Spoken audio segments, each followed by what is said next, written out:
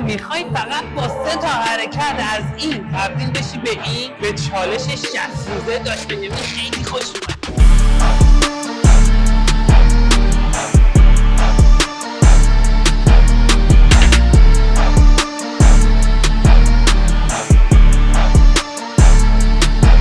امروز قرار شکممون رو به 3 تا قسمت مختلف تقسیم کنیم و برای هر قسمت یه حرکت بهتون معرفی کنم. بچه توی این چالش 60 روزه علاوه بر این 3 تا حرکت که به صورت یک روز در میون توی برنامه‌تون قرار میدید، قراره یه سری کارهای تکمیلی دیگه هم بکنید که اون آخر ویدیو بهتون میگم. اول بریم سراغ 2 تا پک بالا.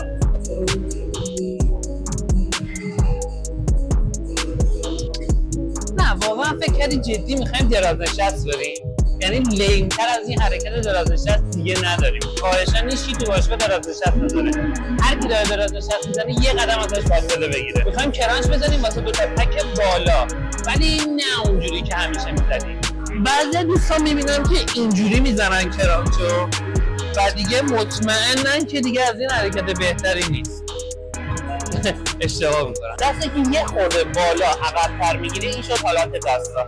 حالا با شکم چیا کنی؟ ببین قرار نیست با کمر یا خودتو بخوای زوری بکشی بالا، فقط قراره با شکم. دقت کنید دستا همچنان عقب، با شکم خودمو میکشم بالا تا اونجایی که انقباض کامل بشه. این حرکت 3 تا 30 تا تکرار میکنی، با 3 تا 15 تا شروع میکنی. بعد اینکه تونستی 3 تا 15 تا تکمیل بزنی 10 تا بهش اضافه میکنی. یعنی مثلا شنبه برای اولین بار تالام تو زندگی شکم نزدی و اصلا عضله شکم نداری، 3 تا 10 تا یا 15 تا شروع میکنی زدن. برای جلسه بعدی که یه روز بینش فاصله است میکنی 3 تا 20 تا، جلسه بعد میکنی 3 تا 25 تا، جلسه بعد میکنی 3 تا 30 تا. موقعی که تونستی 3 تا 30 تا بزنی میدونی وقت چیه؟ عضله شکم من نمیفهمم چطور جلو بازوت وزنه سنگین‌تر میگیری یا سرشونه. عضله شکم هم مثل بقیه عضله‌ها لازم داره که حتما از وزن استفاده بشه تا یه پکای تقارن‌دار خیلی خفن درست کنی. پس بعد از اینکه پیشرفت کردی تو این حرکت و 3 تا 30 تا رو کامل زدی دیگه لازم نیست حرکت رو بیشتر کنی. دوباره میای 3 تا 10 تا با یه وزنه سنگین‌تر. هر من مثلا 3 تا 30 تامو زدم، هفته اول تونستم 3 تا 30 تامو تکمیل کنم یا تو هفته دوم تونستم یه وزنه 5 کیلویی میارم. خب وزنه رو میگیری طبق همون حرکتی که بهت گفتم، یه مقدار دستتو میاری عقب و حالا شروع میکنی حرکت رو زدن. ببین حرکت با شکم، ببین من با شکمم میام بالا، نه کمر، نه زور علکی یا بیش از حد بلند شدن.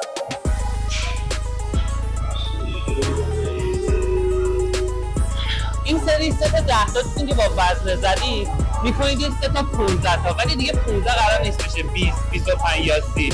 هی شروع میکنی وزن سنگین کردن، یعنی 3 تا 15 تا 5 کیلو، 3 تا 15 تا 7.5 کیلو، 3 تا 15 تا 10 کیلو و هر چقدر که میتونی بیشترش کنی.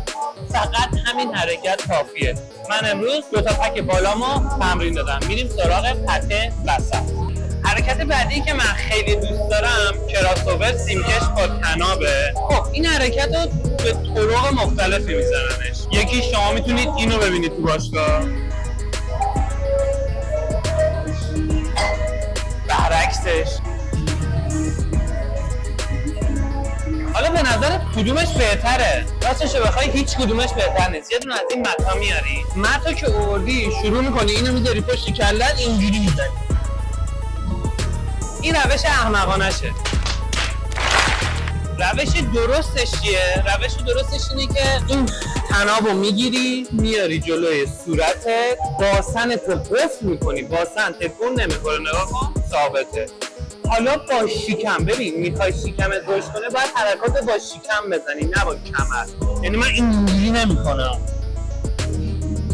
این کمره. ببین رو به داخل جمع میشی، این رو به روی صورتته، نگاه کن کمر ثابته، من رو به داخل جمع میشم.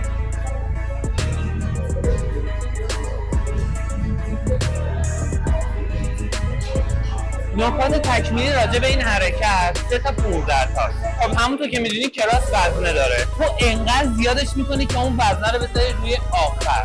یعنی پایان 60 روز دیگه تو این حداقل 70-80 کیلو باید بزنی. اوکی. بریم سراغ 2 تا پک پایین. چرا میگم تا زیر شکم میای سراغ خلبانی؟ اصلا این چه فازی؟ کی گفته که کی برای اولین بار گفته این حرکتی که اصلا به همه جا فشار میاره به غیر از زیر شکم و شکمه گفتن حرکت خوبیه؟ کی گفته باید خلبانی بزنی؟ اصلا واقعا ناراحت میشم مثلا آدمایی که خلبانی میزنن. هم حرکت سختیه، هم اصلا درست حسابی فشار نمیاره، هم متمرکز نیست. حالا به جای چیکار کنی؟ یه مت میاری دراز میکشی رو زمین این حرکت رو میزنی. نه مگه مثلا این از اون چنل های زرد این اینستاگرامی که این حرکت رو بزنی؟ این حرکت چرا باید بزنی؟ بازم نه، دراز میکشی، دستاتو به جا چپ میکنی، پاهاتم کاملا صاف و کاملا در یک راستا میاری بالا، پاستن در زمین بلند میشه و تا بالا میاد. حالا بچه‌هایی که نمیتونن پاهاشون رو کامل موازی کنن بیارن بالا، میتونن با 3 تا 10 تا این حرکت رو شروع کنن. دستشون رو اینجا میگیرن، پاها رو جمع میکنن، میارن بالا.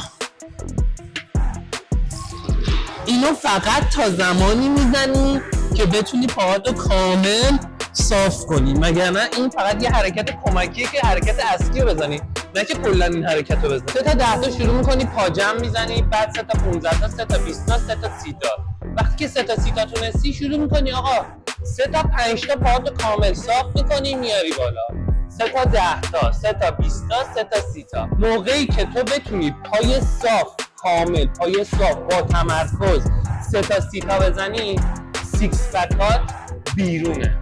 ولی ممکنه دیده نشه. حالا چرا؟ خب بچه‌ها تمرین امروز واسه 2 تا پک بالا و 2 تا پک وسط و 2 تا پک پایین تموم شد. نمیگم این حرکات هر کدوم مخصوص 2 تا پک بالا یا مخصوص 2 تا پک وسط یا مخصوص 2 تا پک پایینه، ولی بیشترین فشار و عمده تمرکزشون روی 3 تا قسمته. در صورتی که میتونه هر کدوم از اینا به قسمت‌های بالایی و بالاتر یا پایینی یا پایین‌ترش هم فشار بیاره. حالا رسیدیم به نکات تکمیلی. تو این حرکات رو یه روز در میون 60 روز میزنی و همه اون چیزایی که گفتم رو رعایت کردی، ولی خبری از سیکس پک نیست.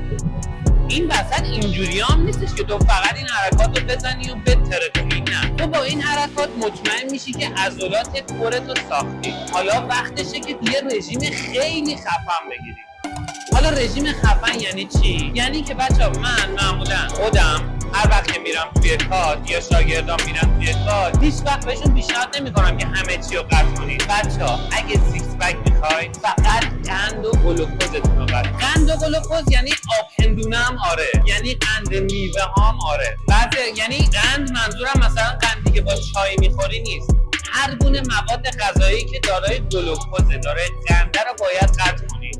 به مدت 2 ماه کلا قندتو قطع کن. کربوهیدراتت هم هر چقدر میخوری بخور، کربوهیدرات و پروتئینتو فقط تا قبل ساعت 8 شب. یعنی 8 شب به بعد دیگه نه کربوهیدرات نه پروتئین نه قندو که کلا قطع کردی، کربوهیدرات و پروتئین هم فقط تا ساعت 8. توی 2 ماه با همین 3 تا حرکت سیکس پک تو جیبت. یه ویدیو واسات مفید بود، خوشحال میشم که ویدیو رو لایک کنی و واسم کامنت کنی که این خیلی انرژی بالایی به من میده که ویدیوهای مشابه و خفن‌تری تولید کنم. و به نظرت ویدیوی بعدی راجع به کدوم عضله باشه که 3 تا از اشتباهات رایجش رو بهت بگم، و سوم اینکه چنل داداش رو سابسکرایب بزنید که قراره کلی محتوای خفن تولید کنه. خوشحالم که امروز با هم همراه بودی. چکس.